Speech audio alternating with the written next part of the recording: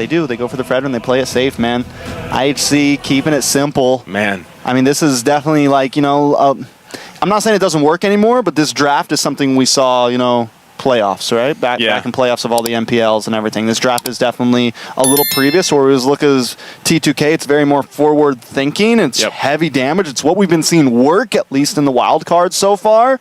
And it is a scary composition.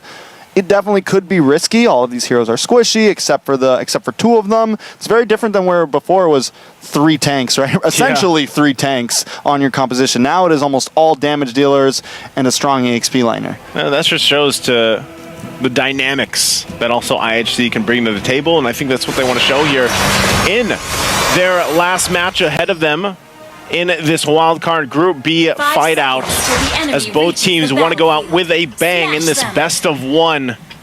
See who gets the upper hand. IHC, with the lineup that they have, they could really kind of scale up really quickly. Well, my big question is, how do they play around all the AoE damage, the area of effect damage and ultimates that's going to come out here from T2K? Already looking at the emblems as well. You've got the Warcry emblem on Bob, man. Like he's looking for it. Masarap too. And Yahiko. Three Warcries. 3 Warcries. Ooh. Yeah, that's probably the sound they're making, Trex. That's it. Or the SpongeBob, the... Yep, that too. You know? That's my Warcry. That's a pretty good Warcry. I'd probably be pretty scared if I heard that. You should be. All right, well... Whose comp do you like more? I don't know. Oh, Boa. Gonna get pulled back. A little bit of damage, though, on his ZXR as well.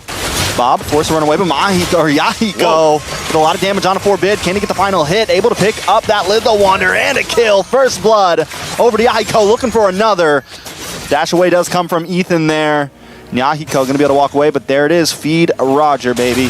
Yep, same thing that happened in the previous game, but in the hands of IHC. This time around, it's Yahiko. I think that was the power of the Warcry, man. 8%. That's 8%. A good percentage.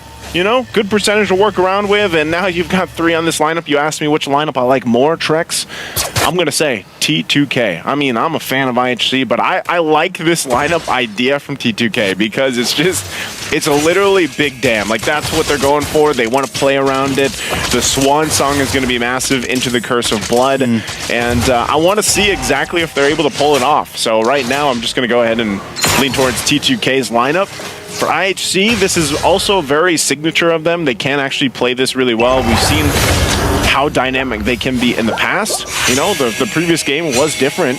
But for this lineup, I think IHC really has to play around the fact that they want to fight these objectives because they locked in the Fredrin. It's weird that the Fredrin was picked up last pick, by the way. You know, we typically see him in that first pick for the longest time. Now that's not going to happen. Apex, though. The damage on Apex down on the boss side. Aizen able to pull off, but taking a lot of damage. Yahiko able to find the kill after being shredded up by Bobe. Now Yahiko going to move on to this turtle here. Ethan getting a couple shots onto Apex there. Forbid looking for an angle as well. ZXora up against Masarap. ZXora taking a lot of damage. Down comes the Appraisal's Wrath. Masarap about to go down, looking tasty, but he's still able to make it with that passive. Finally falls to Ethan there. Masarap takes the death. Turtle goes over to IHC Esports. Oh, man. That great team fight there. But, man, that reminds me of the first time I said Masarap, too, you know? It's it's great to see. But for IHC, man, they kind of held it together as long as they could. Ethan getting that kill is going to help them a little bit in terms of the scaling on the Matilda. He's going to be a crucial point. That's why you see them being pretty aggressive here, even on the resources. But I'm not sure if they can really do too much against T2K. Apex holding the line up the front there. Top side. Apex versus Witch. They get it out. Witch, right? Witch. Yeah. Which is which? Which is which? Which is which? It's which. Yahiko, though. Gonna get a face full of taunt here.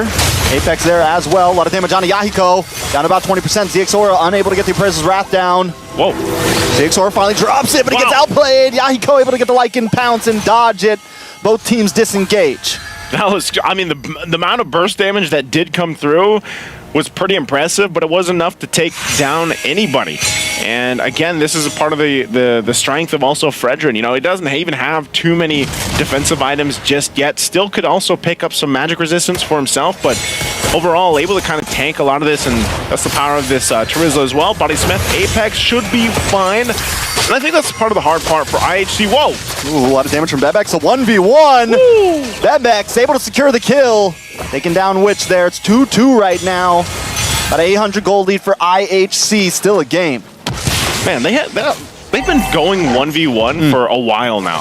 I feel like every time we get a glimpse up there towards that gold lane, they're just duking it out, using the ultimates they have. But this time around, like you mentioned, you know, Witch gets it. And it's like the blazing duet just is not there just yet. That's why Bebex able to get that kill, win the 1v1. But how long does that last? You know, if you're Claude, you obviously need more time. Ethan? Okay, Circling Eagle. Whoa! Ooh, big penalty zone onto Bob. Onto Bob and Yahiko. Out comes Swan Song though, and Yahiko shreds down Ethan. Bob goes down. Forbid able to pick up the kill, but Aizen will be the next to fall. Forbid now on the run, and he's going down as well. A triple for Yahiko. Zixora by himself in between 4 members, but he's ready to go. The apprentice wrap comes down, but it locks on a turtle. Wow. Zixora is still able to find that objective. Finally falls. Maserap taking the kill. 2 down, a turtle for IHC. Was it worth the trade? Yeah, and there's, again, here in the gold lane. They're still going. They just keep going blow for blow, punch for punch. Hey, that's what they got to do. But, man, talk about that last team fight. Did you see what I was talking about with the Curse of Blood? The way that is used, that's the way that's dropped down on multiple members, and then you just swan song follow up. You saw how fast the Netherrealm got taken away, you know? And some of the first items aren't even locked in, man. You know, the War Axe is there for Yahiko, but, you know, that's about it for now. And there's the Corrosive Ice now locked in for Vich. So they have that. And, you know, when you're playing around this for IHC, they kind of have to be cautious of that set of potential, especially when it gets towards these objective fights. Glowing Wand also picked up, now available for T2K, which is going to help them with some of that, you know, sustainability, because that Necklace of Durance now is in that Glowing Wand. Plays here. Oh, nice taunt onto Apex. Will get stunned up, though. A lot of damage on Zixora. Swansong does come out. Forbid taking a face full of that one. Look at Bebex. Look at the runaway. Drops him on sports. Looking for the outplay. Finds Witch. The Lycan Pounce does come down to Yahiko. Able to get the kill. The triple make it. Ooh. Looking for the Maniac. One more shot in there. It is Yahiko 9-0-1. This is more of a snowball than IHC for their Roger in the previous game.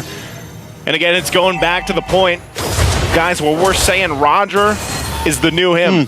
You know, he is picked up so many times because of this potential to snowball. And we're talking about even when you saw the Sky Piercer picked up, so he's got the Sky Piercer now. Yahiko's completely online, 9-0, and that Warcry emblem was really part of the component to get him to snowball this early on and pump out that kind of damage. So IHC, you know, you think when you see their lineup, they have the tools to deal with this Roger, but right now it's more so of just kind of being a little hesitant to fight against this AoE composition. So now in the mid lane, they're going to be taking their time. Turtle's going to be up here. T2K, though, they are going to go ahead and just take their time as well. IHC has done a pretty good job at securing themselves the objectives. But that's why, you know, this gold lead hasn't snowballed too far at hand. Black Dragon does come out. Maybe just trying to zone right now. Zixora look for the angle in. Comes Maserap. Penalty zone does land on Yahiko and Witch. Out comes Swan Song, and they're all caught in the middle of it. Yahiko with the double once again. Yahiko looking for more, making the triple. Can he get another Maniac in this game? He's going for it. He's hungry. Finds the Maniac. There it is, baby. Yahiko turning up in the wild card. He might not make it to the main stage, but he's showing he's him. He's going out with a bang. And Trex, that was a great sound effect. No, that was Leo, actually. That was Leo. I'm sorry, Leo. That was Leo. Shout out to Leo. Sound effect. Great sound effect for that Roger. That's 2 Maniacs at this point. Ooh. Oh, Swan Song. All right, going to be used. Ethan's going to be fine, but man, talk about IHC. What are they going to do here? You see these team fights breaking out against just the Turtles. You don't want to see what's going to happen once those Lords are up here. You know, taking a look at this. This is the replay that we see, and just look at that. The burst potential, the damage. He even gets the Turtle, and then he goes for the Maniac.